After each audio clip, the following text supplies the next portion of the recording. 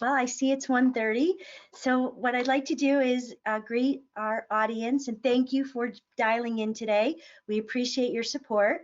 My name is Kelly O'Brien, and I lead both the Alliance for Regional Development and the Chicago Central Area Committee.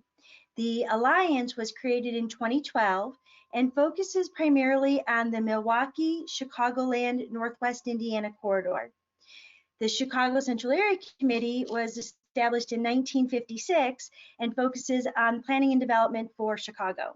So having both organizations under one umbrella has really proved to be a great benefit, I think, for the city and for the mega region.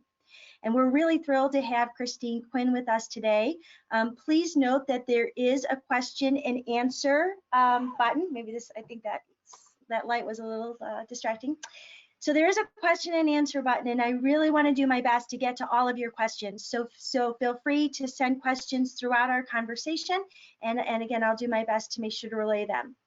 So for those of you that are not familiar, Christine Quinn is nationally recognized. She leads the Region 5 U.S. Department of Labor, Employment and Training Administration, which I understand oversees 10 states. She hails from Michigan, where she led the Workforce Development Agency, as well as a workforce board. And Christine has been extremely supportive of the work that we do with the Alliance. And a quick plug, if you dialed in early and you saw the rolling slideshow, you would have seen the logo for the November 16th Summit on Regional Competitiveness. Many of you may be aware that we have hosted a summit with the Federal Reserve Bank of Chicago for 7 years, and we will be doing so again. It looks like this year we'll be doing it a virtual conference, and we'll have more details on that. But we do expect to have a panel with the Region 5 leaders, and Christine was instrumental in setting that up. So Christine, welcome. Thank you so much for joining us today. Thank you for having me. I'm very excited to be here. Is there anything about your background that I did not mention and you want the audience to know? No, that's fine. Okay. I definitely have never experienced what we're experiencing now, but I've been in the workforce system for many, many years. A lot of ups and downs. So this has been quite a challenge, and I truly feel for the people that are out in the field having to do this every day. So I appreciate everything everybody's doing right now. Terrific. Well, maybe we can start with maybe explain to the audience, who is ETA? Sure. So the Employment and Training Administration is an agency underneath the Department of Labor.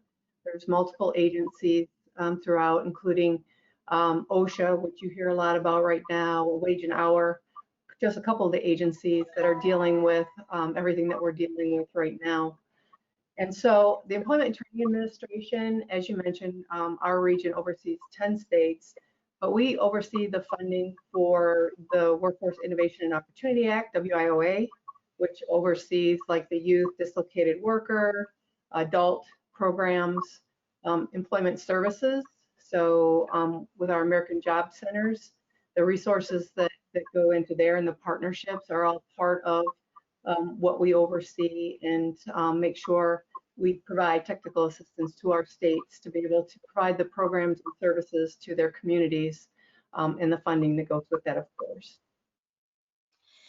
So, you mentioned that you've never seen anything like this before, and obviously the numbers that are coming out of the Bureau are showing, depression level numbers, although the May report was viewed as a positive report because there was job gains. My understanding is that it was many people that were really furloughed, not so much growing jobs. So I think I want to start by asking you to help us understand what you're seeing in the 10 states that you oversee in terms of people being furloughed versus people really being laid off. Right. I think it's a mix of both. This is the one time where we saw that it wasn't a particular industry that's really been impacted more so than others. Although we do have We know that initially and still, you know, services, hospitality and services were really impacted, immediately right away. We saw huge numbers, and I'm going to keep looking at numbers because they don't stay in my head, but I think they're relevant for the beginning of this conversation. So underneath, the sort of the super sectors, leisure and hospitality had immediately within the first February to April, we saw 48%, almost a 50% decrease in jobs. And then after that was other services. Now under both of those, we're looking at things such as arts and entertainment, sports, museums, amusement parks, those types of things, accommodations, food services. As you know, many of our restaurants closed and our hotels closed down and people were canceling. And so they saw that immediate impact immediately. And then other services, of course, are those kind of services that would be such things as personal services, repair and maintenance, those types of things. So services really got hit right away fast. But we saw it across all industries. Now, initially when this first started, there was a lot of furloughs. There was just layoffs. The longer we go, the more time that it is before people can start back up and, regaining business again. We're going to see more and more that will be permanent versus just temporary. And so, now that the states are starting to open up and people are starting to be able to go back into restaurants, to go back and travel, and the manufacturers are opening up, then we're going to start seeing, we'll get a better idea of really what's going on with those numbers. But to go back just a minute, I thought these numbers to me were insightful because right now you hear a lot of the negative. There's a lot of things, people aren't getting their unemployment, and so you'll hear more about that. But there are thousands and thousands and thousands of people that are getting it. So just so people have sort of an understanding of what happened, our systems normally would see anywhere from a few hundred to thousands of people applying for unemployment just in your normal economic ups and downs. The week of February 21st, this is what I'm really going to hit. The week of the 14th was like sort of the beginning, but I think that of March 21st week was when we really saw the huge increase in those that were doing initial claims on unemployment. So in Illinois, we were looking at a 950% increase over the month before. That's huge. The numbers are huge. It's thousands, hundreds of thousands, right. 3,000 increase. That was Illinois. That same week in Indiana, we saw a 22,000% increase. And then finally in Wisconsin, I'll use those three states as an example. That same week, they saw an 880% increase in the number of initial claims. So, given any system, I mean, we all have had our challenges as we've, tried to change into a virtual meetings and in a virtual world. But for our systems to take that kind of an increase, it has impacted and it has delayed some, claims being processed right away. And sometimes it's simple things like somebody didn't put the right birth date or they put the wrong numbers for their Social Security, and they're small things, but then having to get through. So hopefully that has slowed down as well, because we've definitely seen some decreases in the numbers that have actually been coming in, and they're dramatic.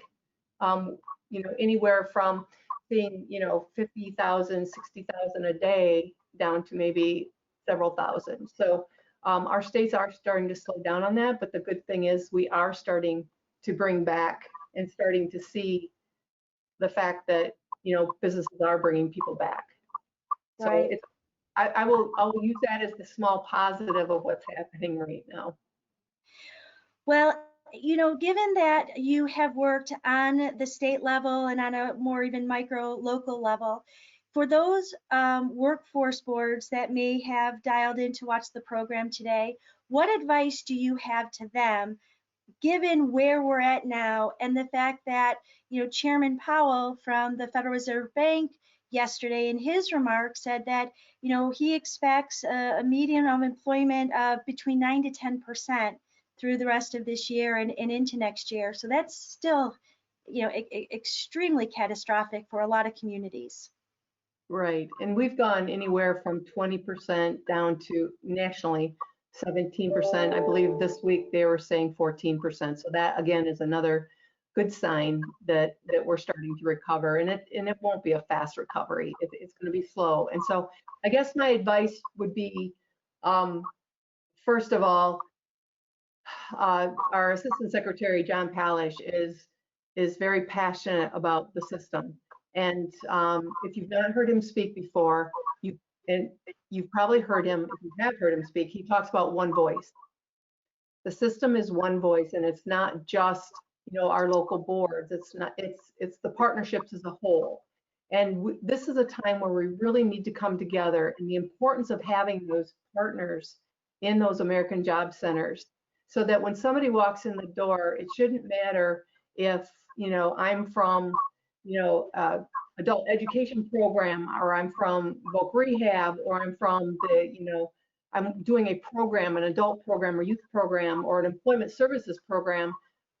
You meet, you greet, you direct them to the right place to go, because we are going to see thousands of people coming into those centers. And it's going to be much higher than it has been in many, many years. And we need to be prepared to do that. And we need to use those partnerships, leverage those partnerships to really make sure that we are meeting everybody's needs as they come in. And we're going to see quite a different population. It's possible that you're going to see people that have degrees, that you're going to see people that have left pretty good paying jobs. And so you have to be able to manage as people come in, because it will be different than before.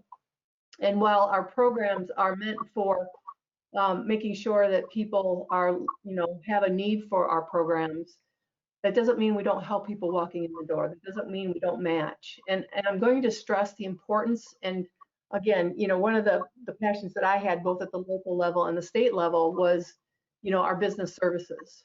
I don't think there is anything more important for us to be doing right now is getting business intelligence directly from our employers, because they're the ones that are going to tell us, here's what I need, here's what I'm changing. In talking with University of Michigan a week ago, they've been doing regular surveys with employers. And what they're finding is, while companies may be starting to open back up, they can't operate the way they used to. So instead of one shift, they might have to have three, because they have to social distance. They have to have, all of the equipment and safety equipment, so that, people are able to stay healthy and safe, which is going to be a cost. And so as businesses start opening up, their costs are going up too. And so that could potentially impact what's going on with how many people they can actually bring back. We also heard that, it's not just happening in the United States. If you have suppliers out of the country, how are they actually operating now? Are they actually producing the product you need? And are you going to be able to produce your product? So I think the business intelligence that our American Job Centers and our local boards could be doing right now is so, so important. And I would stress that probably above all else, is to make sure that you understand what's going on with your employers, so that when they have a need, you're able to put those matches together really fast. And some of those higher skilled individuals are the ones that you want to just pass right to that employer and say, here's a qualified individual, and get them back into a job. Is there any discussion within the federal government, specifically the Department of Labor, to provide more financial support to the workforce boards in order to handle this new level of our increased activity that we expect, obviously, they're going to see? Well, one of the things that we have done is we have put out a lot of disaster dislocated worker grants. That we've been doing that probably for the last couple months, and we've got quite a few awards that have gone out in the last few weeks. And so utilization of those funds, which we've created more flexibility with how they can be used. For example, the contact tracing. So that seems to be something that a lot of the states have put into their dislocated grant applications, is something that they want to start up. So it's more of a subsidized employment to get somebody back in working. And potentially that's a job of the future, right? That may never go away. It's not just something that's happening now. So that's one area that we've really focused on. As you probably have heard, there has been proposed the HEROES Act, which has potential funding for the workforce system. But at this time, we have, that's not really moved anywhere because there's been a lot of other issues that have come up. So at this time, the funding that we have is what we've already put out. And what we're trying to do is make sure that we are as flexible as we possibly can with those funds so that the states and the local areas are able to do what they need to do with the people that are coming into their centers. And maybe just as a point of clarification, does the Department of Labor, I know you provide grants to the state level, but you do provide grants to the local level. Is that correct? To a local workforce board? The majority of our funding goes to the states, but we do have discretionary dollars that go out through different programs, and local areas can actually apply for that. But most of our funding does go through the states. And given your background with training, I know that again, that we're just operating in real time and kind of adjusting to this. It's not even a new normal yet. I don't think we're at a new normal yet. We're so early in all of this. But given your background with training and given the fact that there are certain industries that have been decimated and probably will continue to be decimated, are you seeing, in terms of conversations with leadership with Department of Labor, to start to create programs to help people transition and to have the skills, transfer their skills to another job? Exactly what our training dollars do. So, there's going to be a lot of different scenarios, and if I was actually in the field, it would definitely be strategies that I'd be looking at right now. And while we had just went through the process of performance negotiations, state plans were due, and we know that there's going to be changes, and we know that within the local communities and then within the regions, people are going to be pivoting around what's happening in their communities and how fast those industries come back. And so when it comes to training, we're sort of looking at two different areas. We're looking at those individuals that are coming out of an industry that potentially are going to go back into the same industry, but maybe a different employer because their former employer either closed or is not hiring back as many people and those types of things. So you're going to have those people that can take their current skill level and move into a different, similar type industry. Then you're going to have those people who want to change and want to do training, but right now they just need to get a job. Right, so they're gonna take something that they can do right now with the skills that they have. That doesn't mean that they won't have the opportunity to maybe do some upskilling and training to actually take them to a different industry or do something else. And then you're going to have another set of a group of people that say, yes, you know what, my industry is not where I want to go back. I've always wanted to do this, and so they will actually step up and go through and try to do the training now. One of the really good things about our the Workforce Innovation and Opportunity Act, WIOA, is that there is opportunity for apprenticeship. I mean, apprenticeships should not go away. It's an excellent opportunity to learn and earn at the same time. And there are so many industries now that have that opportunity for apprenticeships. Anybody that's going into maybe a new path, that's something I would really strongly encourage them to do. And that's an area where, we have a lot of discretionary dollars. We have state dollars that have gone to apprenticeships, and there's a lot of funding for that earn and learn type of a format. Mm-hmm. And then there's also, we really stress the fact of subsidized employment. So it wouldn't be, say, an employer wants to take a chance on somebody, and it's sort of like a step up so that individual gets time both while they work and then learning at the same time.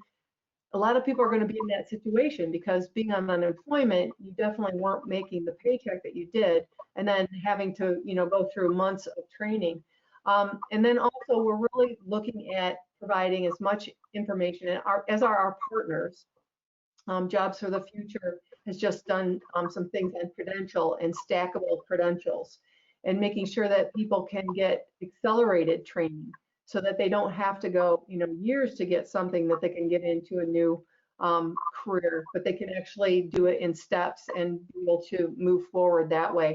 And that way they're, again, almost a learn and earn at the same time. And I think that's really, really where I would be focusing if I was trying to put my dollars into the best use. Do you see a lot of collaboration between economic development and workforce? And specifically what I'm thinking about is there is a lot of conversation about businesses that maybe had to shut down because of COVID, but they may reopen, and instead of manufacturing a widget, as we begin to really maybe accelerate that onshoring and start manufacturing the PPE that hospitals need, or just the chemicals for our medications. I mean, are you seeing or hearing much about that? So if the local areas are not partnering with economic development, it's a missed opportunity. We all need to have partnerships, and we can't do it ourselves. Economic development, their role is so broad and so important to those communities, and the workforce partners bring resources, right? They not only dollars and for training, but they bring people. And so that partnership needs to be strong. And if it's not strong or it needs to be stronger, this is the time to make sure it's happening. It's not about, somebody trying to step into your area. It's about how we work together and really be able to help our communities and help our businesses to, move forward and do exactly that. The most successful partnerships that I've seen when it comes to economic development, business, and the workforce system and education is when they're all at the table, they listen to what the employer needs, and they come back with a solution together because they're leveraging each other's strengths, right? So a lot of times you can create just-in-time training that's going to take that incumbent worker and be able to upskill or change the skill that's necessary for a business that's going to pivot into a new line of or a product. And so to do that, it's not going to take months long. It's going to take some real-time, intense turn on the equipment that's going to be used, and it's going to be hands-on. And so how does the education partner, the workforce partner, and the economic partner leverage their resources, whatever that may be, to be able to meet that need? And it's much more economical when they do that. So that's what I would recommend, that if you're going forward like that, you should be at the table and having those discussions if you aren't already. I want to remind the audience to please submit any questions that you may have. We want to make sure that if there's any questions or comments, I want to relay those to the administrator. Given the time of year, this is when a lot of seasonal workers are here in the U.S., or they just, or American workers, have jobs that are unique to the summer climate. What are you seeing with seasonal workers right now? I've not seen too much. That's sort of out of my area a little bit, but we do know that many people were not traveling. So the agriculture especially was feeling the impact of not having the workers that they needed in the fields. As things start opening up, as the states loosen some of their restriction in travel, we're going to start seeing more, but I'm afraid it could impact it. And I know our sister agency, the Office of Foreign Labor Certification, has been seeing some of that impact as well. But if anybody that's listening wants more information, I'd be happy to bring more to sort of give you the numbers and what's happening. But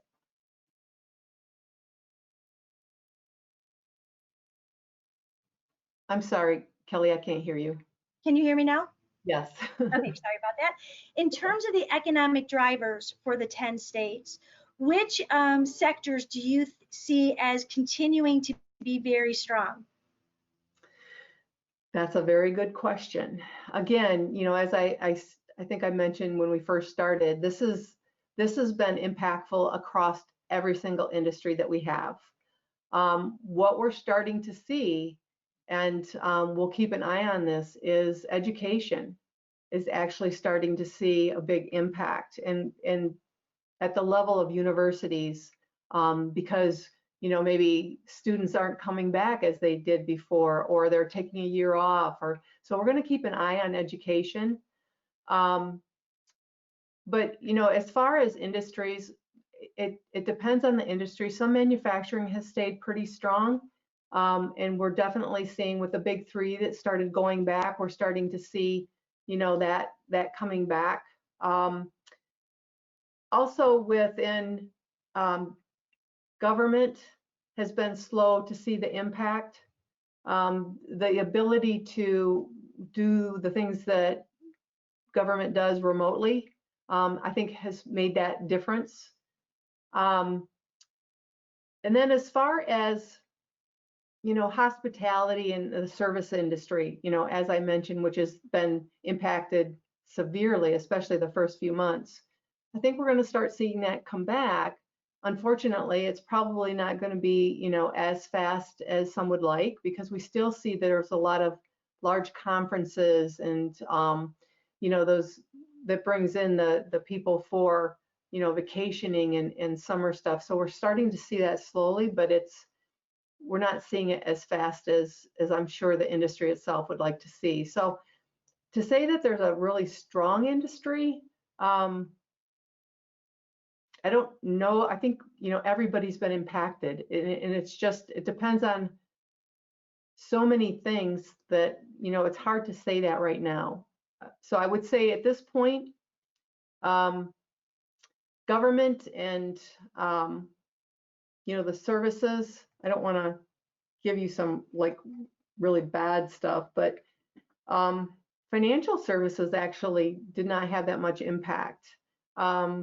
Which, if you think about it, of course, I was one of those people that would not even look at what happened with my retirement, but they didn't, again, it's something that could be done remotely. It's, it's still necessary. And so we didn't see that kind of impact. So it's going to stay steady and be stronger.